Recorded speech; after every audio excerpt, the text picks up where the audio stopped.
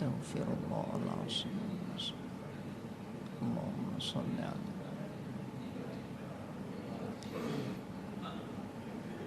Bismillahirrahmanirrahim.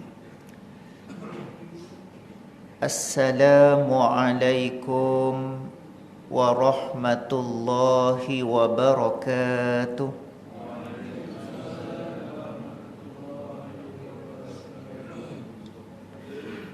Alhamdulillahi rabbil alamin.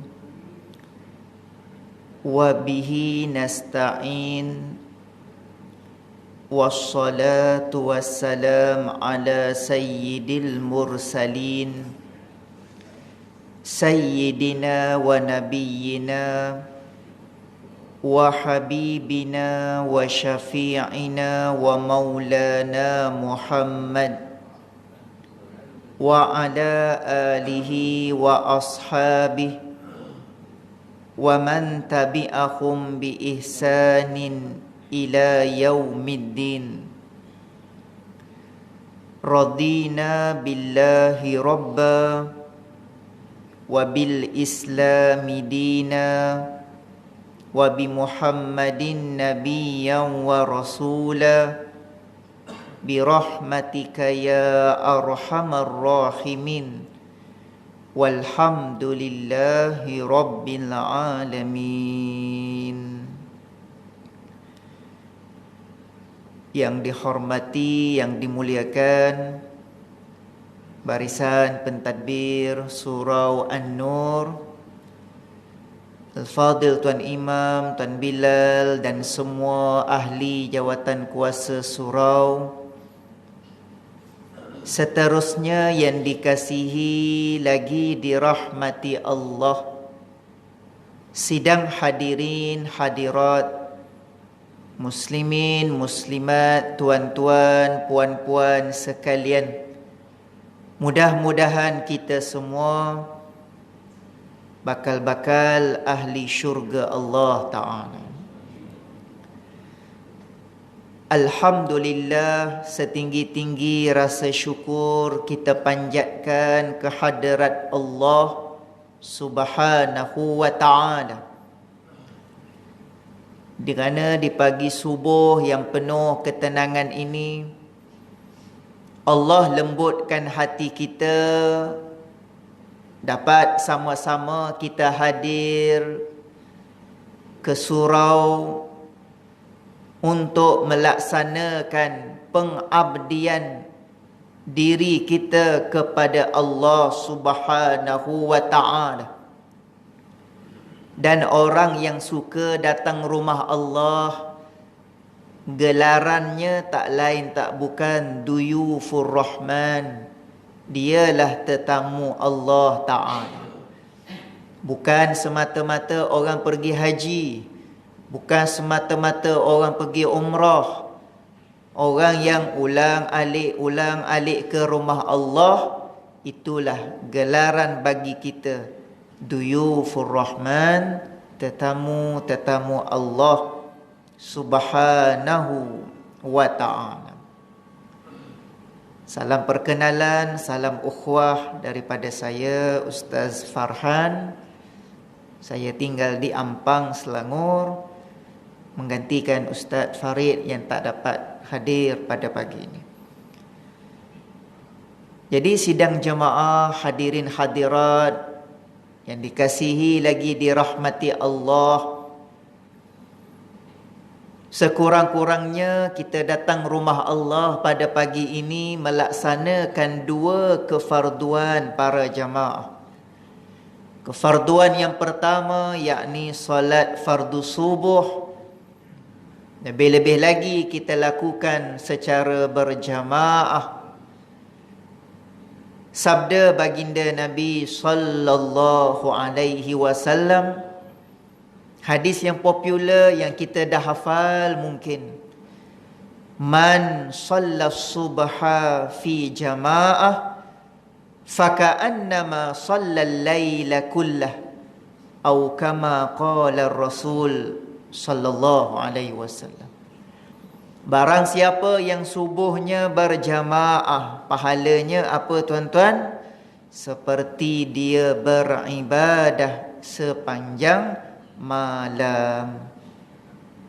Subuh berjamaah ni 10 minit, tapi Allah bayar pahala seperti beribadah sepanjang malam. Tuan-tuan, kita ni pernah ke beribadah sepanjang malam? Mula lepas isyak, ngaji Quran, tak berhenti ngaji. Tok bila azan subuh baru berhenti. Pernah kita buat? Macam tak pernah. Bukan macam, memang tak pernah pun. Tak kata korang, saya sendiri pun tak pernah macam tu. Kita bulan Ramadan kalau dapat 20 tarawih tu pun dah syukur dah. Dah banyak dah tu kan. Tapi Nabi sebut ada ganjaran yang lebih hebat, yakni orang yang subuhnya berjamaah, pahalanya seperti beribadah sepanjang malam. Subhanallah, besarnya apa yang dijanjikan oleh baginda Rasul sallallahu alaihi wasallam. Tak cukup dengan itu, Nabi sambung lagi dalam hadis yang lain. Rak'ata al-fajri khairum minad dunya wa ma fiha, atau kama qala Rasul sallallahu alaihi wasallam. Barang siapa yang dapat 2 rakaat solat sunat sebelum subuh, maka pahalanya lebih berat, lebih besar daripada dunia dan seisi-isinya. Tuan-tuan, saya nak tanya, dunia ni kalau nak timbang berat dia, boleh timbang tak? Bumi kita ni kalau nak timbang berat, boleh timbang? Dalam bumi ada minyak, ada gas, ada haiwan, ada bangunan, ada tanah, ada langit, ada manusia. Orang Kelantan kata segala jenis mok niko ada. Kalau nak timbang lah bumi ni agak-agak, ada penimbang tu nak timbang? Tak boleh nak timbang tuan-tuan, berat sangat bumi ni. Tapi Nabi sebut 2 rakaat sebelum subuh pahala lagi berat dari bumi dan seisi-isinya. Ya Allah, saya pun tak tahu nak cerita macam mana dah. Habis ring dah tu kan. Tak tahu nak cerita macam mana dah, betapa besarnya kita. Jadi pagi ni sekurang-kurangnya 2 kali makan besar kita kan. Itulah yang dijanjikan oleh Nabi bagi orang-orang yang digelar subuh warrior, pahlawan-pahlawan subuh, yang hari-hari mengimarahkan rumah Allah, lebih-lebih lagi di pagi hari. Masya Allah. Jadi sekurang-kurangnya para jamaah, kita dapat melaksanakan kefarduan yang pertama pada pagi ini. Manakala kefarduan yang kita buat pada pagi ini, apa dia para jamaah? Tak lain tak bukan, namanya kefarduan menuntut ilmu agama. Talabul ilmi faridatun. Nabi sebut mengaji agama ni adalah satu kewajipan bagi orang-orang yang dalam hatinya ada kalimah la ilaha illallah. Jadi saya yakin kita orang Islam, kita orang beriman, kita belajar ilmu agama, makin kita belajar tuan-tuan, makin kita rasa ya Allah betapa kurangnya ilmu kita. Nak tahu ilmu kita banyak mana, ulama kata macam mana tuan-tuan?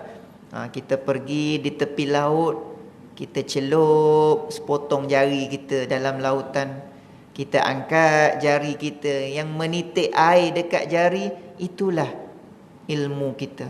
Sedangkan ilmu Allah seluas lautan yang tak terhitung banyak.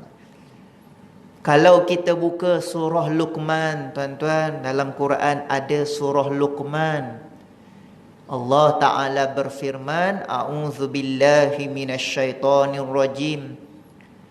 walau annama fil ardi min syajaratin aqlam, sekiranya lah semua pokok-pokok dijadikan pen, wal bahru yamuddu, dan semua air laut menjadi dakwat. Ni nak tulis ilmu Allah ni, nak mengaji ilmu Allah, nak cerita banyaknya ilmu aku, kata Allah. Kalau semua pokok jadi pen, semua air laut jadi dakwat. Min ba'dihi sab'atu abhur, tak cukup dengan lautan dunia tadi, aku tambah lagi dengan 7 lautan dakwat. Ma nafidat kalimatullah, nescaya tak habis lagi ilmu aku, hendak kamu belajar, hendak kamu tuliskan. Allah bagi analogi, perumpamaan pada kita. Semua pokok jadi pen, semua air laut jadi dakwat, ditambah lagi dengan 7 lautan dakwat. Ma nafidat kalimatullah, nescaya tak habis lagi kalimah ilmu-ilmu Allah hendak ditulis.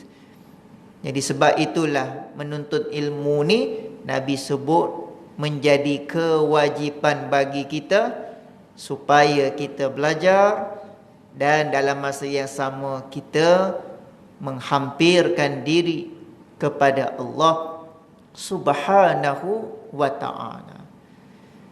Dan Nabi SAW ajarkan kepada kita, tuan-tuan, 5 golongan manusia dengan ilmu. Kun aliman au muta'alliman au mustami'an au muhibban, wala takun khamisan fatahliku. Rawahu Imam Al-Baihaqi au kama qala Rasul sallallahu alaihi wasallam. Dalam hadis yang kita dengar tadi, tuan-tuan, Nabi sebut 5 golongan manusia dengan ilmu. Agak-agak kita yang nombor berapa, wallahu a'lam. Kita sama-sama hayati hadis yang Nabi sebutkan ini. 5 golongan manusia terhadap ilmu agama. Yang pertama Nabi sebut, kun aliman, jadilah kalian orang-orang yang alim sekiranya mampu. Kalau mampu, Nabi sebut jadilah orang alim. Walaupun alim dalam salah satu bidang cabang ilmu. Tuan-tuan, cabang-cabang ilmu dalam Islam ni banyak. Kenapa banyak, tuan-tuan? Sebab alim ulama nak bagi kita mudah faham. Saya bagi contoh mudah, tuan-tuan. Jongkong mah. Jongkong mah yang besar tu, ada ke orang bawa hari ni ke sana ke sini, pergi kenduri bawa, pergi kerja bawa, balik kampung bawa? Ada orang bawa jongkong mah? Mana ada orang bawa. Tapi tukang mah ni dia cerdik.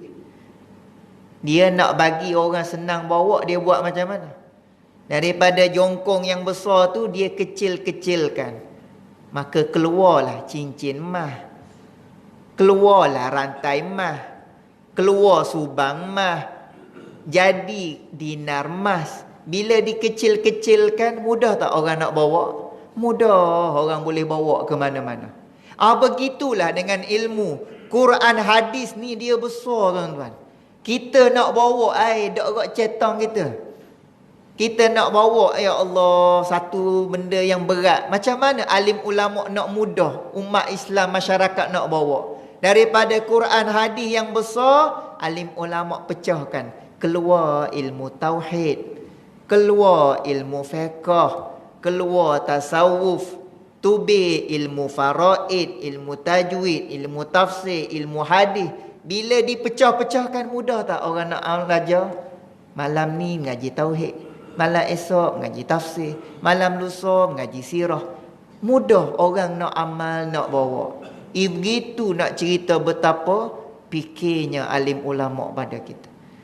Jadi sebab tu Nabi sebut tadi, tuan-tuan, kun aliman.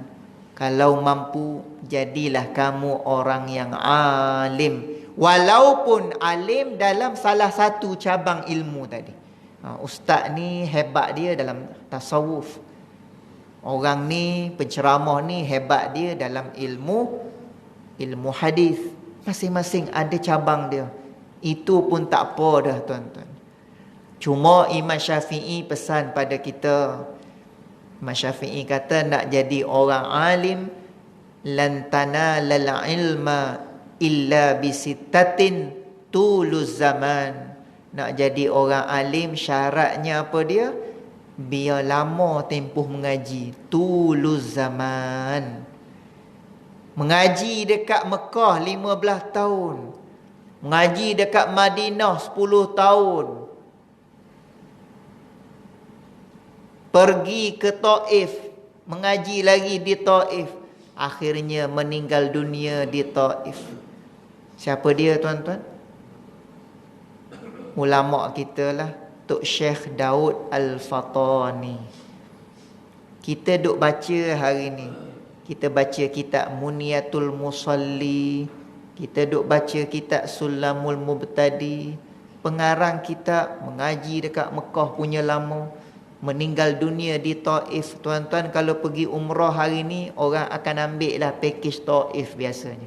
Tak payah ambil travel tu, buat dah siap-siap harga pergi ke Taif. Bila pergi ke Taif, tengah-tengah bandar tu ada Masjid Ibnu Abbas nama dia. Masjid sepupu Nabi Ibnu Abbas. Dalam masjid tu, kawasan masjid tu adanya kubur Ibnu Abbas. Dan berdekatan dengan kubur Ibnu Abbas di pagar yang sama, makam Tok Syekh Daud Al-Fatani. Tu alim ulama kita. Dia tak balik, jasadnya meninggal dekat sana. Tetapi anak muridnya buat balik tulisannya. Pengarang-pengarang kitab itu meninggal kat sana, anak-anak murid tolong bawa balik lembaran-lembaran yang dikarang. Kita baca hari ni Muniyatul Musalli, Sulamul Mubtadi, macam-macam lagi kitab. Zaman dulu mana ada pen drive, kan? Mana ada kitab-kitab macam sekarang. Tapi hari ni ilmunya sampai pada kita. Begitu orang alim tuan-tuan. Bukan senang-senang.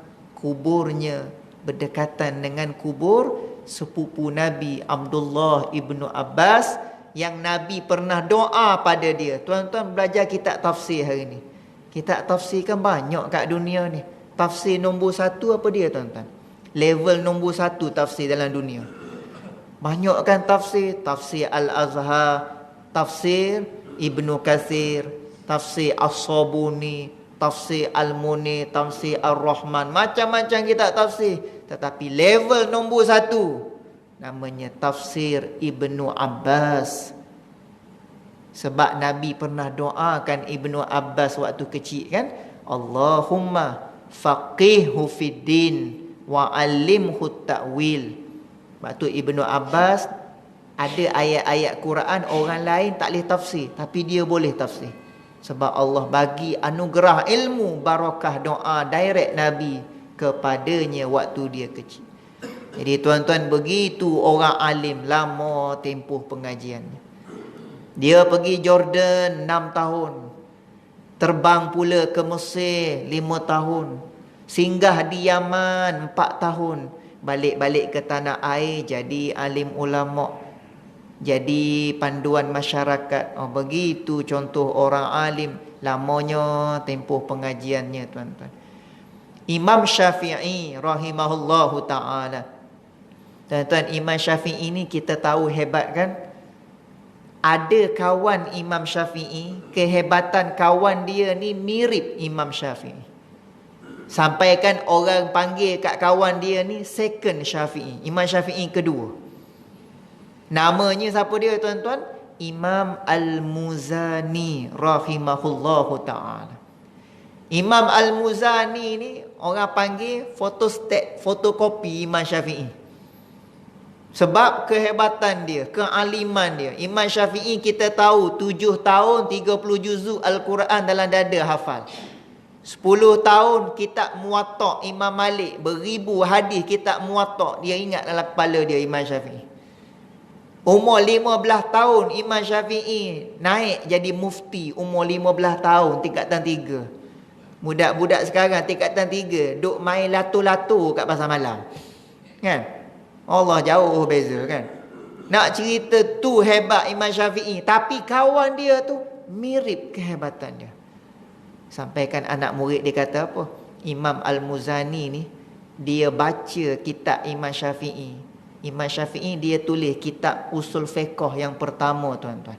Tak ada ulama buat. Imam Syafi'i buat dulu nombor 1. Kitab apa namanya, tuan-tuan? Ar-Risalah. Kitab Ar-Risalah, kitab usul fiqh. Imam Al-Muzani khatam 500 kali khatam kitab Imam Syafi'i itu. 500 kali khatam, hadam, lumat. Tak pelik orang gelar dia Syafi'i kedua, sebab kealimannya sebegitu.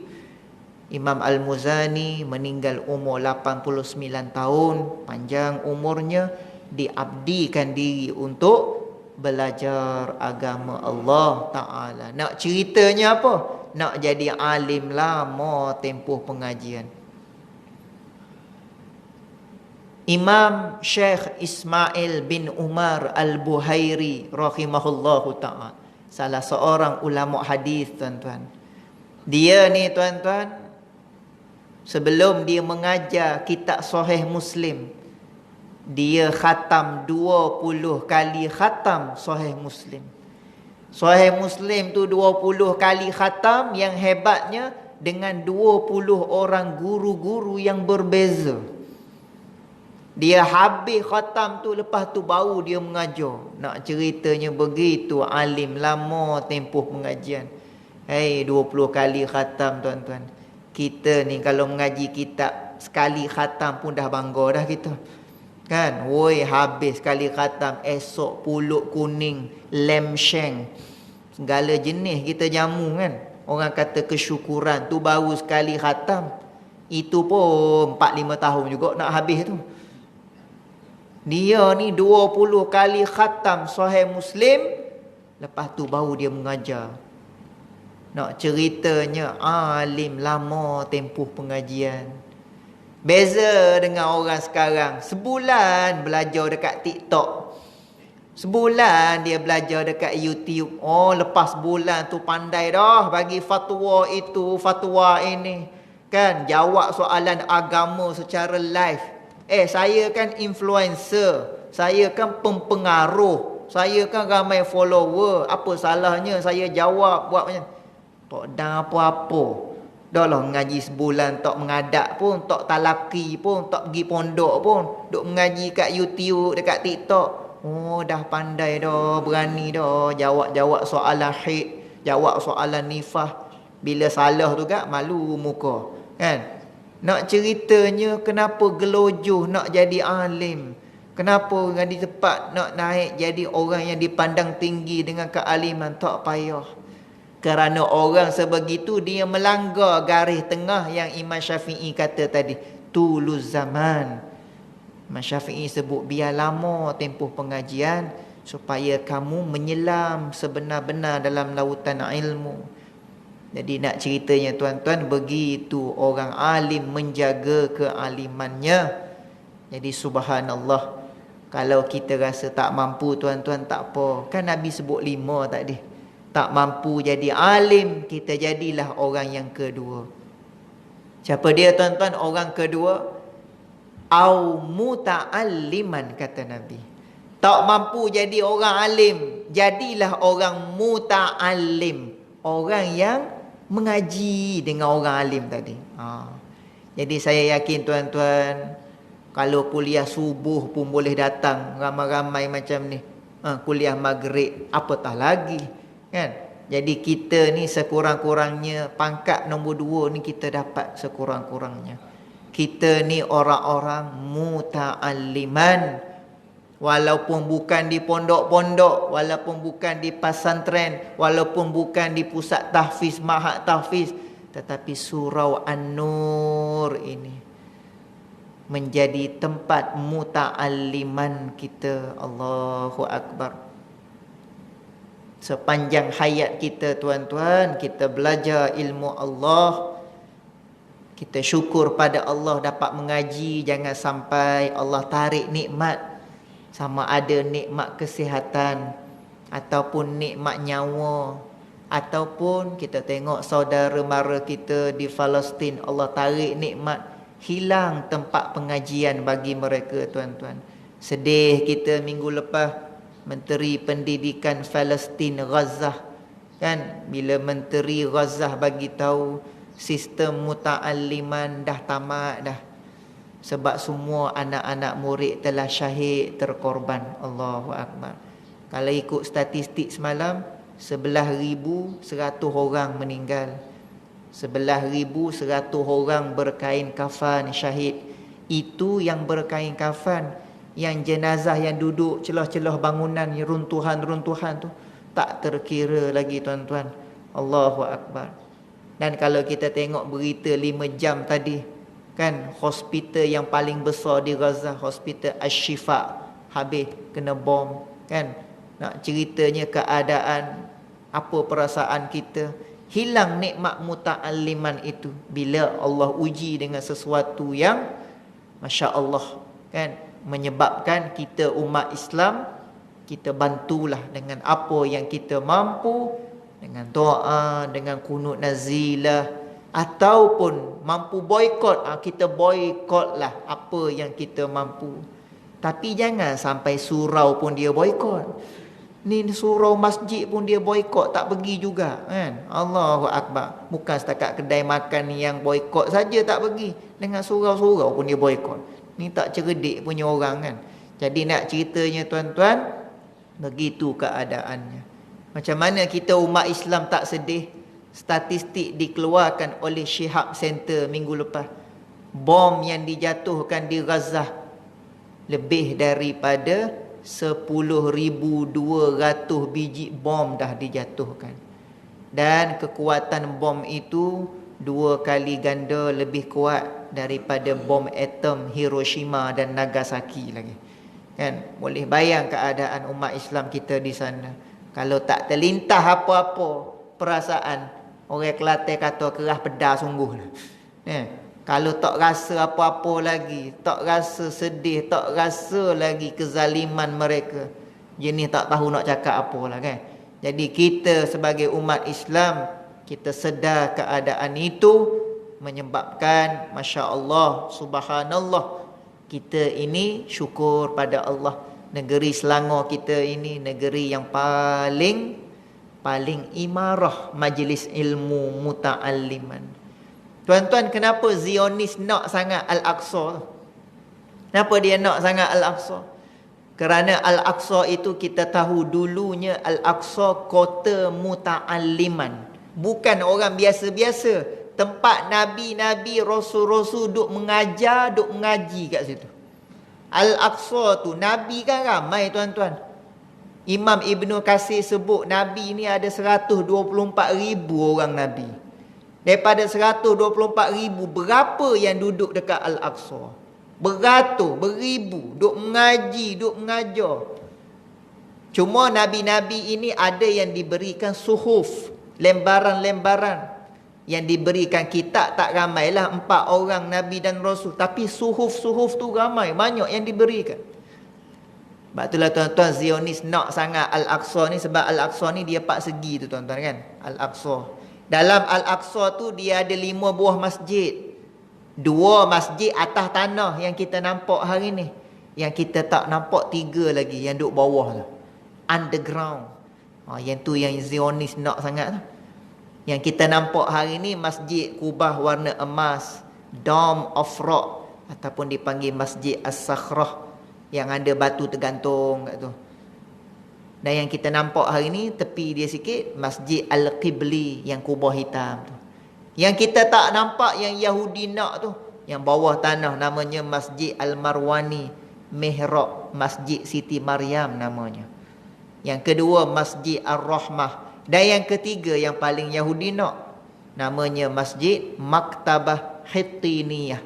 Dalam masjid tu berpuluh-puluh ribu kitab-kitab daripada zaman Nabi Sulaiman lagi. Dikumpulkan Seolah-olah macam perpustakaan kat bawah dalam Masjid Hittiniyah itu. Kitab-kitab Nabi Sulaiman jangan main tuan-tuan. Ilmu-ilmu yang alam ghaib. Nabi Sulaiman boleh memerintahkan jin, boleh arahkan jin, boleh arahkan haiwan. Jadi Yahudi nak perapuh benda-benda yang macam tu.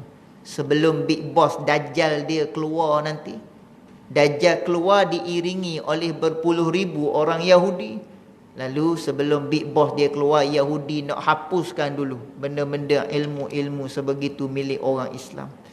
Berpuluh ribu ada dekat bawah tu. Lalu dia nak binalah yang kita tahu Haikal Sulaiman dan sebagainya.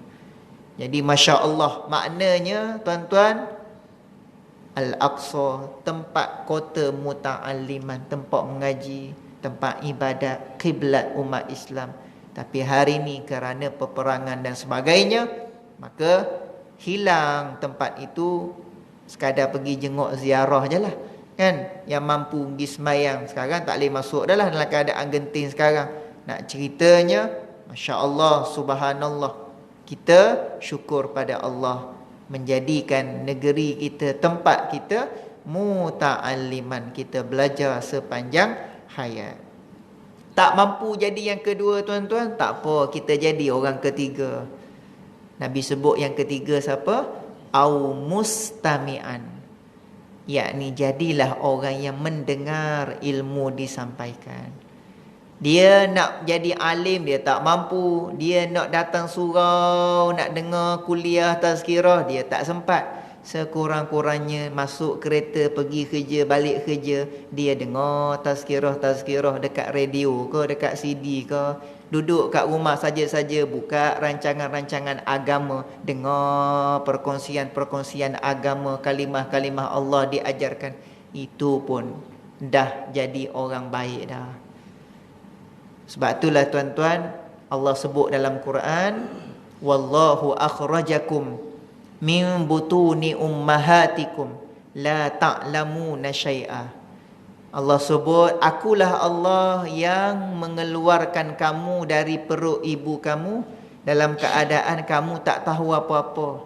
Lalu Allah sebut tiga tuan-tuan. Wa ja'ala lakumus sam'a wal absar wal afidah. Kenapa Allah sebut pendengaran dulu tuan-tuan? Ni ulama tafsir bincang ni. Kemudian aku ciptakan kamu pendengaran, penglihatan, hati. Kenapa Allah sebut mula-mula pendengaran dulu? Sebab mula-mula kita lahir tuan-tuan, mata kita nampak ke? Tubik-tubik dalam perut mak tu. 9 bulan duduk bergelak dalam perut mak. Tiba-tiba lahir, Allah, kelabu mata, tak nampak apa tuan-tuan. Kan? Sama-sama nampak cahaya. Apatah lagi dengan hati kita. Tapi waktu tu yang berfungsi telinga. Sebab tu ayah azan kat telinga anak. Allahu Akbar, Allahu Akbar. Dengan telinga ni turun ke hati, anak tu mengenal Allah daripada awal kelahirannya. Sebab tu pendengaran ni Allah sebut di awal, wa ja'ala lakumus sam'a. Kamu keluar daripada perut ibu kamu tadi dalam keadaan kamu tak tahu apa-apa, lalu aku ciptakan pendengaran supaya dengan pendengaran itu kamu mengenal aku, mengenal Allah. Jadi nak relatekan dengan hadis Nabi tadi, Nabi sebut mustami'an, sekurang-kurangnya guna telinga dengar, belajar agama. Tak mampu juga nak jadi orang nombor 3, tak apa tuan-tuan, Nabi bagi lagi nombor 4. Oh, sayangnya Nabi bagi pada kita, kan? Jadi nombor 4 apa dia kata Nabi? Au muhibban. Jadilah orang yang respect pada ilmu, hormat pada ilmu. Dia nak jadi alim, dia tak mampu. Nak pergi mengaji, tak dan. Nak mendengar, telinga selalu tak korek, banyak tahi telinga. Maka sekurang-kurangnya jadilah orang yang keempat. Apa dia tuan-tuan? Orang nombor 4, dia hormat pada ilmu. Dia tahu dia jahil, tapi dengan alim ulama dia tak caci maki. Walaupun kadang-kadang dia ada tak sependapat, tapi sekurang-kurangnya hormat, tetap hormat. Dia tak caci maki alim ulama. Walaupun dia tak dam pergi mengaji, tapi anak-anak dia hantar mengaji Quran, kelas Quran. Akademik bola sepak dia hantar anak dia, kelas nyanyian, kelas renang, kelas taekwondo, kelas silat, dia sanggup bayar. Quran, dia wajibkan anak dia reti Quran. Dia cari ustaz-ustaz, dia sanggup keluar belanja berapa pun. Hak penting anak aku biar reti Quran. Tu contoh orang yang keempat. Walaupun dia sendiri tak dang nak mengaji, tapi dengan agama dia hormat, dia respect. Begitu orang nombor 4, tuan-tuan. Muhibban, orang yang hormat, cinta pada agama. Dan akhirnya, tuan-tuan, Nabi sebut wala takun khamisan, jangan sampai kamu jadi orang yang kelima. Sebab orang kelima ni Nabi sebut fatah liku, celaka, binasalah orang kelima. Siapa dia orang kelima, tuan-tuan? Orang-orang yang tak ada 4 ciri tadi dalam diri dia. Dah lah tak jadi orang alim, dah lah malas pergi mengaji, dah lah tak mendengar, sombong pula dengan alim ulama, duk hina pula orang yang duk mengajar. Sebab itulah Imam Al-Ghazali sebut pada kita, wal mutakabbir huwallazi in wu'iza anifa aw wa'aza anafa. Siapakah dia orang sombong, kata Imam Ghazali? Selama ni kalau sebut sombong, kita terbayang siapa, tuan-tuan? Kita terbayang orang yang belagak, cakap besar, orang yang rasa diri dia hebat, lebih itu, lebih ni. Tu dalam pemikiran kita. Tapi Imam Ghazali ubah sikit sudut pandang kita. Kata Imam Ghazali, orang yang sombong, orang yang keras hatinya, tak nak belajar agama.